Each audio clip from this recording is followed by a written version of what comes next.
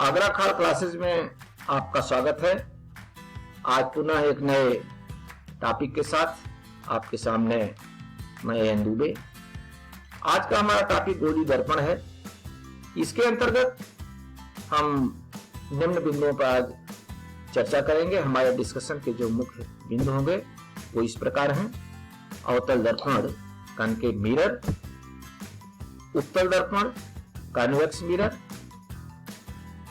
Principal axis मुख्य अक्ष क्या होता है, वक्रता केंद्र सेंटर ऑफ कर्वेचर, वक्रता त्रिज्या रेडियस ऑफ कर्वेचर, ध्रुव क्या होता है, फोकस एवं फोकस दूरी क्या होती है। आज इन बिंदुओं पर हम लोग डिस्कशन करेंगे। गोली दर्पण ये किसी खोखले गोले का एक पार्ट होता है। आप देखिए, जैसे ये गोला है,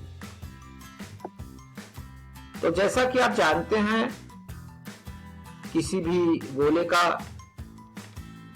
एक केंद्र होता है जिसे हम वक्रता केंद्र कहते हैं, और यहां से लेके यहां तक की दूरी को हम वक्रता त्रिज्या कहते हैं। केंद्र से लेके आप ध्रुव तक समझिए। अब ये वक्रता केंद्र और ध्रुव का एक मध्य बिंदु ये फोकस कहलाता है। अब ये केंद्र और ये ध्रुव, इससे होके जो रेखा खींची जा सकती है, जैसे देखिए इस साइड और उस साइड भी हम खींच सकते हैं, इस रेखा को हम कहते हैं प्रिंसिपल एक्सिस। अब दरअसल गोली दर्पण किसी खोखले गोले का भाग होता है। जैसे आप यहां देखिए, मैंने यहां से इस गोले को, ये आपको समझाने के लिए हमने प्रयास किया है कि अगर हम इतना इस भाग को हम काट के यहां मान लीजिए हमने अलग कर रखा है। अब आप देख रहे हैं इसमें दो सतह हुई। एक सतह ये है जो उभरी हुई है, आप उभरा हुआ तल इसे मान सकते हैं। ये सतह थोड़ी सी अंदर की तरफ धसी हुई है, तो ये जो अंदर की तरफ भीतर की तरफ थोड़ी सी घसी हुई सतह है, इसे हम अवतल कहते हैं, और ये जो उभरी हुई है ये उत्तल है। तो ये उत्तल दर्पण और अवतल दर्पण का बेस यहां से लेके हम समझने का प्रयास कर सकते हैं। देखिए, एक और उदाहरण से हम ये समझ सकते हैं। ये जैसे देखिए एक चम्मच है, आप अपनी डेली लाइफ में पर डे आप देखते हैं, तो ये इसकी एक जो अंदर की तरफ ये सतह है और दूसरी ये देखिए ये बाहर की तरफ उभरी हुई सतह है। तो ये जो अंदर की तरफ और ये बाहर की तरफ। अब आप इस चित्र को देखिए, वही खोखले गोले का एक पार्ट है। अगर इसमें हम जो उभरी हुई सतह है, ये जैसे आप देख रहे हैं, इधर ऐसे इधर हमने पॉलिश कर दी या पेंट कर दी, इस साइड में ये देख रहे हैं आप, तो इसका परावर्तन या परावर्तक सतह कौन होगा? ये अंदर की तरफ जो धसी हुई सतह है वो प्रकाश का परावर्तन करेगी, मतलब परावर्तक तल ये हो जाएगा। तो इसको हम कहते हैं अवतल दर्पण। अब इसी तरह से आप उत्तल दर्पण को देखिए, ये भी वही किसी गोले का ही ये भाग है, उसी का एक ये टुकड़ा है। अब ये जो सतह अंदर की तरफ है, जो अंदर की तरफ थोड़ी सी धंसी हुई है। अगर हमने इधर पेंट कर दिया तो यहाँ परावर्तक तल या प्रकाश का परावर्तन कौन सा तल करेगा? ये वाला जो उभरा हुआ है। तो इसको हम उत्तल दर्पण कहेंगे। किसी भी खोखले गोले, इस तरह से हम समझ गए गोली दर्पण किसी खोखले गोले का एक छोटा सा पार्ट होता है। अब उसमें पेंट या पॉलिश किस सतह पर की गई है, यह बात डिसाइड करती है कि वो कनकेव मिरर है या कॉन्वेक्स मिरर है। इन दोनों चित्रों को आप देख रहे हैं। मैं कुछ चीजें पुनः आपको क्लियर करना चाहूंगा। जैसे आप इस चित्र को देखिए, ये भी देखिए पूरा गोला आपको दिख रहा है ये, और इसका ये पार्ट मान लीजिए ये अलग करके एक दर्पण बनाया गया है। आप समझ गए होंगे इसमें पेंट या पॉलिश इस तल की तरफ की गई है। इधर ये है उत्तल तल, तो इसका परावर्तक तल या प्रकाश का परावर्तन जो तल करेगा वो ये है, तो इसलिए ये अवतल दर्पण है, कनकेव मिरर है।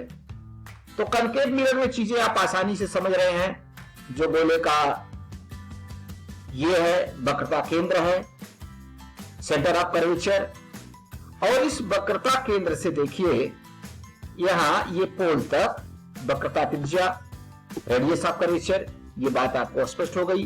ये मुख्य अक्ष हमने पहले से ही स्पष्ट कर रखा है। ये पोल देखिए, ये दर्पण का मध्य बिंदु, ये ध्रुव या पोल कहा जाता है।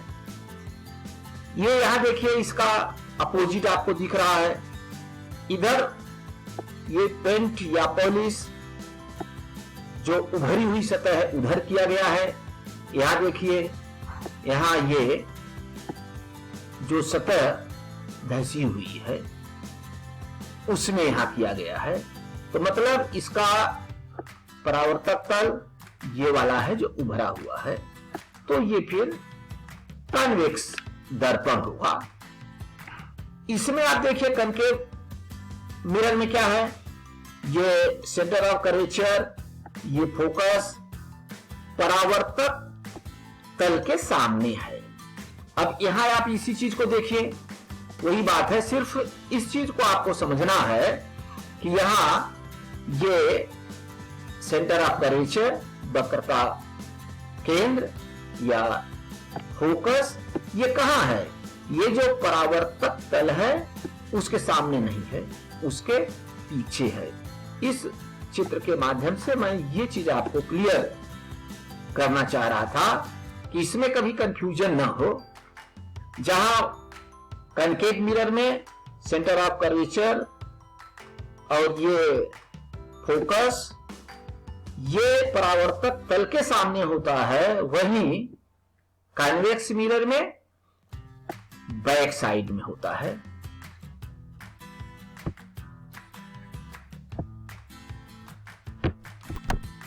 बच्चों यहां आप अवतल दर्पण देख रहे हैं, ये अवतल दर्पण है।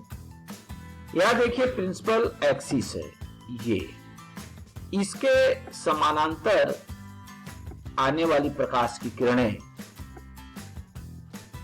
ये इस परावर्तक सतह से परावर्तित होके ये सभी किरणें एक बिंदु पर ये मिल रही हैं। इसे हम कहते हैं फोकस। ये सभी किरणें एक जगह पर एकत्र हो रही। तो ऐसा दर्पण जिसमें परावर्तन के पश्चात सारी किरणें एक बिंदु पर मिलती हैं, इसे हम अभिसारी दर्पण कहते हैं। तो इस तरह से दर्पण अभिसारी अपसारी एक किरणों को एक बिंदु पर एकत्रित करता है, एक फैलाता है। तो ये जो अवतल दर्पण होता है, इसमें मुख्य अक्ष के समांतर आने वाली प्रकाश की किरणें परावर्तन के पश्चात एक बिंदु पर ये वही फोकस होता है, तो फोकस पर ये आपस में मिलती है और दूसरा जो उत्तल दर्पण होता है उसमें फैलती हुई दिखती है। बच्चों ये देखिए उत्तल दर्पण है। इसमें प्रिंसिपल एक्सिस के समानांतर जो भी किरणें परावर्तक तल पर पड़ रही हैं, आप यहां देख रहे हैं,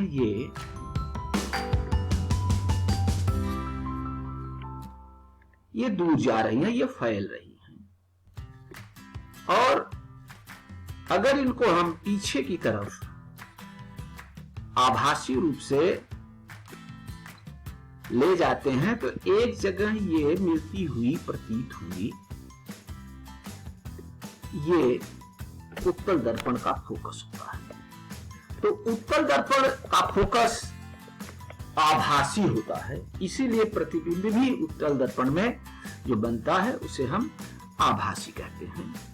और ये उत्तल दर्पण अपसारी दर्पण कहलाता है और इसके तुलना में दूसरा जो अवतल दर्पण है उसे हम अभिसारी कहते हैं, क्योंकि वहां आपने देखा किरणें एक बिंदु पर मिलती हैं, यहाँ परावर्तन के पश्चात अलग दूर जाती हुई फैलती हुई। बच्चों अब हम गोली दर्पण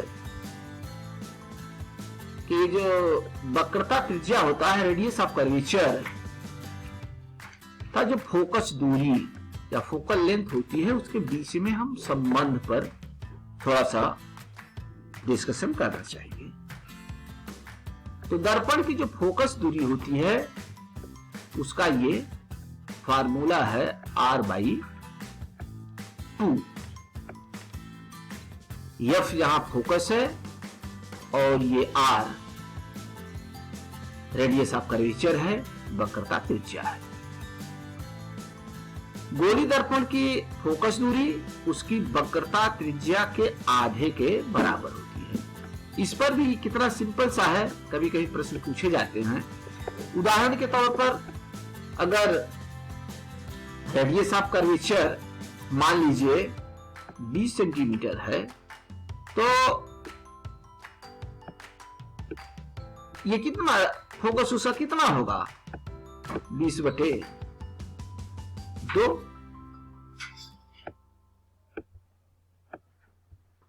बराबर 10। तो इस पर भी हम लोग थोड़ा सा ध्यान दें कि गोली दर्पण की फोकस दूरी उसके वक्रता त्रिज्या के आधे के बराबर होती है। पुनः अगले टॉपिक, अगले वीडियो में आगरा खाल क्लासेस में मुलाकात होगी।